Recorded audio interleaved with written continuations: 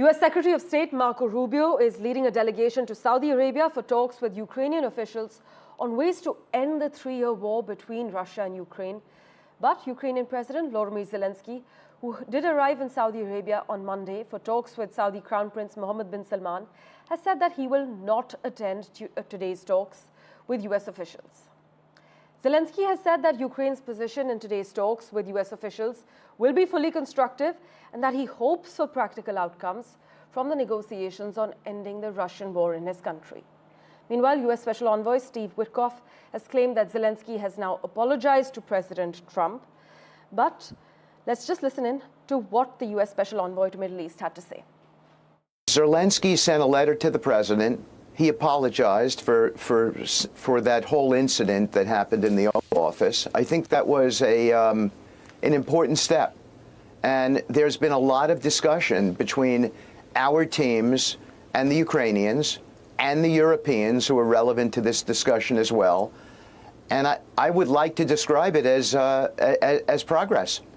And so I would hope that there's a deal. What's on the table, what's important to discuss are obviously security protocols for the Ukrainians. They care about that. The territorial issues, the utility plant.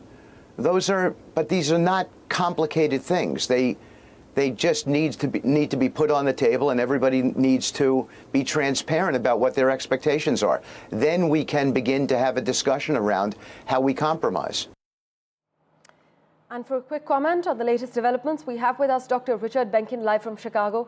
As always, Dr. Benkin, thank you so much for your time. Some analysts, quite interestingly, are saying that if Zelenskyy plays it right, he could put the ball back in Russia's court, really testing the Russians, who have so far been averse to any partial ceasefire. What's your take, Dr. Benkin? Well, first of all, thank you for having me on, and congratulations for another victory for your Prime Minister, Narendra Modi, who I've been a big fan of since he was CM in Gujarat. The situation in Ukraine is one that I think people need to understand one thing. Conflicts end in one of two ways. Either one side imposes its will on the other through a military victory, or the two sides negotiate an end to the war. At this point, there's no way Ukraine's going to impose a military victory on Russia. And I think President Trump has been clear about that. And, right. and Ukraine's best option is this sort of a negotiation. I think what happened during the dust-up at the White House is that President Trump is trying to broker a peace agreement between these two sides. And prior to his taking office, the United States took a very unequivocal position supporting Ukraine. President Trump knows, as someone who has brokered many deals, he knows you can't be an honest broker if you are clearly on one side, one person's side. He has also been accused of being a bully, sir. Pardon? He has also been accused of being a bully in this deal.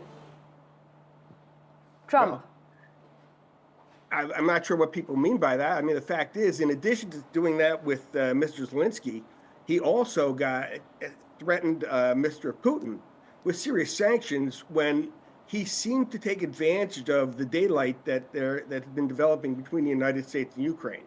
I think if we look at this in that broader perspective, that the accusation of being a bully kind of takes on a whole different meaning. If anything, he's trying to bring both sides to the table, right, clearly stating that both sides are going to have to make some compromises, which means no one's going to be happy, but hopefully the killing and the dying comes to an end. Right. Well, let's see how these talks progress in Saudi Arabia. So we will, of course, revert to you for regular updates.